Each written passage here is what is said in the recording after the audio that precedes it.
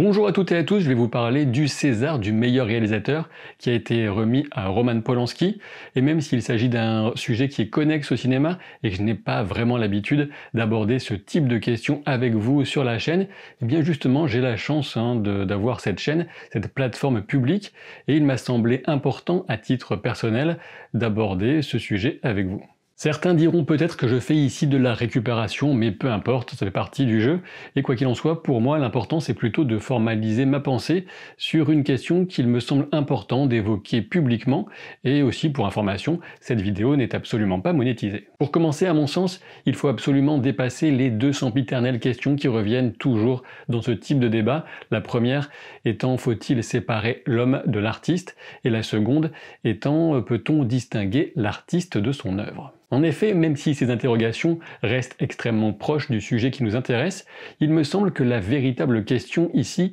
est différente et que certains font peut-être semblant de ne pas la voir puisqu'elle ne va pas totalement dans leur sens. Et cette question, c'est tout simplement: peut-on décerner une récompense publique à un homme, un artiste, qui est coupable d'actes odieux? Toutefois, avant d'aller plus loin, il me semble essentiel de savoir de quoi on parle ici, sinon il y aura forcément des tas de raccourcis sur la question, et même si je n'avais pas forcément envie de m'appesantir sur certains détails, il faut donc revenir sur les faits qui sont reprochés à Roman Polanski. Roman Polanski a donc plaidé coupable pour détournement de mineurs en 1977, et il a plaidé coupable dans les transactions assez typiques de la justice américaine pour que des charges plus graves, et notamment de viol, ne soient pas retenues contre lui. De toute évidence, il semble bien pourtant que Roman Polanski a violé une fille de 13 ans à l'époque qui avait pris un sédatif et consommé de l'alcool. Alors certes, c'est vrai, cette jeune fille qui est devenue une femme depuis a indiqué publiquement qu'elle avait pardonné à Roman Polanski. Elle l'a fait pour elle-même, comme elle l'a bien précisé, et non pas pour lui.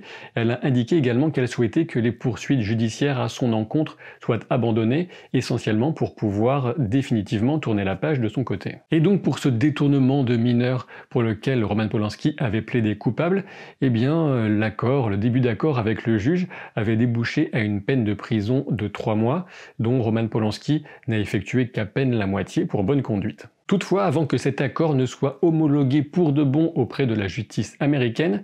eh bien Roman Polanski a appris par un biais que j'ignore que le juge envisageait sérieusement de relancer la procédure et peut-être pour aboutir à une peine de prison bien plus dure, et en apprenant cela, Roman Polanski a décidé de fuir les États-Unis. Depuis ces faits qui remontent à 43 ans, Roman Polanski vit entre la France, la Suisse et la Pologne, les 3 pays dans lesquels il est sûr de ne pas être extradé pour les États-Unis, là où la procédure judiciaire pourrait reprendre son cours. Et depuis cette première affaire, qui est donc la seule à avoir été traitée en justice, même si finalement elle reste quand même en suspens, il y a d'autres témoignages qui ont fait surface au sujet du comportement de Roman Polanski auprès de jeunes filles ou de femmes. Bien évidemment, je ne suis pas plus qualifié que vous pour me prononcer sur la véracité de ces témoignages, mais disons que parmi ces accusations, certaines présentent un faisceau de présomption qui m'amène à la conviction intime que le viol dont Roman Polanski est accusé pour 1977 n'est pas un fait isolé, même si Roman Polanski lui-même a toujours absolument réfuté ces accusations. Et je pense notamment au témoignage de Valentine Monnier qui a suragi en 2019 pendant la promotion de J'accuse. Sur un article de France TV Info à ce sujet, il est précisé, je cite, « Le Parisien explique avoir recueilli plusieurs témoignages qui corroborent la version de Valentine Monnier, ceux de 4 proches, à qui elle dit avoir raconté les faits entre 1975 et 2001, ainsi que de 2 amis de Roman Polanski qui l'avaient recueilli le soir des faits. Tous confirment le récit de la victime déclarée et s'engagent, explique le journal, à témoigner si l'accusation prenait une tournure judiciaire. Au passage, sachez que la fameuse présomption d'innocence ne s'applique que lorsqu'il y a une procédure judiciaire en cours, ce qui n'est pas le cas pour ces accusations. En effet, du fait de leur grande ancienneté, il y a prescription malheureusement, mais par ailleurs, il est vrai que Roman Polanski pourrait toujours porter plainte pour diffamation. Et pour plus de détails sur le volet juridique et bien plus encore, je vous renvoie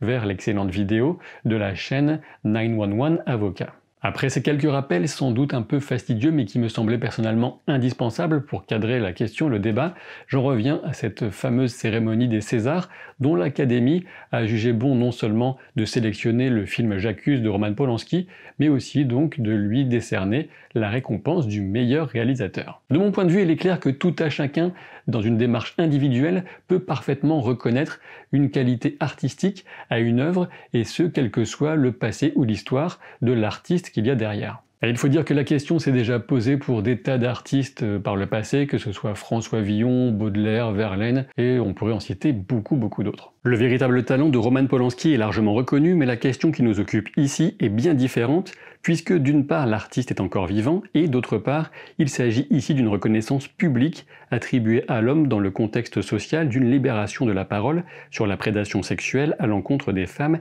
et des enfants dans la société. De mon point de vue, ce qui manque ici cruellement à l'Académie des Césars dans ce contexte, c'est d'abord la notion de vergogne, doublée de celle de respect des victimes. Souvent, le cas de Bertrand Cantat est évoqué et comparé à celui de Roman Polanski, et je dois dire que, de mon point de vue, il est hors de question d'interdire à qui que ce soit d'écrire des chansons, de les interpréter ou encore de réaliser des films. En revanche, et pour prolonger cette comparaison, il me semblerait, à titre personnel, particulièrement malvenu de décerner par exemple une victoire de la musique à Bertrand Cantat, ce qui serait une forme de reconnaissance publique de l'homme, sachant que les mains qui manient le stylo sont les mêmes que celles qui frappent. Et bien sûr, libre à chacun d'aller ou de ne pas aller voir Bertrand Cantat en concert, sachant qu'au moins de son côté, il a purgé la peine de prison de 8 ans, en tout cas la moitié de cette peine initiale, avant de chercher à reprendre son activité. Offrir une récompense telle qu'un César à Roman Polanski, de mon point de vue, voilà le message que ça renvoie.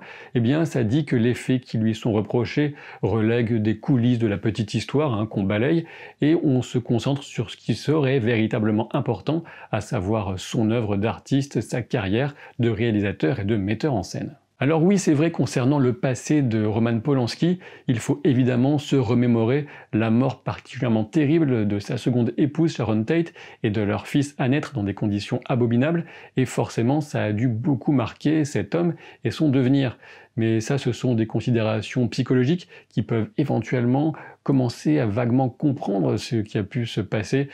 quand la vie de cet homme s'est délitée, mais ici ce n'est pas la question. Ce sur quoi on peut se prononcer assez légitimement en revanche, c'est ce choix complètement assumé de l'Académie des Césars de récompenser, d'encenser publiquement un homme qui a violé une fillette de 13 ans et peut-être d'autres femmes. Et oui, c'est vrai, les faits reprochés sont certes très anciens, mais peu importe, car ce choix des Césars renvoie une valeur symbolique négative extrêmement malsaine, extrêmement puissante, notamment envers toutes ces femmes qui ont pris sur elles, qui ont eu le courage de parler pour évoquer les crimes dont elles ont été les victimes, souvent aux mains d'hommes qui étaient en position d'abus de pouvoir. En résumé, il me paraît donc totalement irrespectueux et à vrai dire imbécile de ne pas comprendre qu'il est beaucoup plus important aujourd'hui de soutenir ce contexte de libération de la parole de toutes ces femmes, de ces enfants qui ont été des victimes, plutôt que de venir récompenser encore une fois la carrière d'un homme qui est en fin de vie à vrai dire et qui a bien profité d'une liberté qu'il ne méritait certainement pas depuis 43 ans. Et pour aller plus loin, l'excuse de la différence entre l'homme et son œuvre ne permet en aucun cas de comprendre le mépris moral et l'imbécilité sociale profonde qui s'exprime au travers de cette récompense inutile et vraiment malvenue. Et enfin, sur la question des nombreuses personnes qui soutiennent Roman Polanski, notamment dans le milieu du cinéma français, j'aimerais qu'ils prennent au moins le temps nécessaire pour véritablement écouter les témoignages de celles qui évoquent les heures sombres passées avec Roman Polanski. Et donc pour ce qui est de Roman Polanski, qu'il continue de travailler certes, mais qu'il arrête de s'afficher, qu'il arrête de projeter ses propres délires personnels de persécution avec une affaire aussi sérieuse que celle de Dreyfus, qui était une accusation montée de toutes pièces, ce qui n'est absolument pas le cas contre Roman Polanski, et par ailleurs qu'on cesse de lui dérouler le tapis rouge, à moins d'avoir totalement oublié toute notion de hiérarchie des valeurs et surtout de décence. Je vous invite bien sûr à vous exprimer en commentaire sur la question, mais en vous respectant les uns les autres, ainsi que moi-même, si possible au passage, et je vous dis à bientôt pour des sujets un peu plus légers. Salut!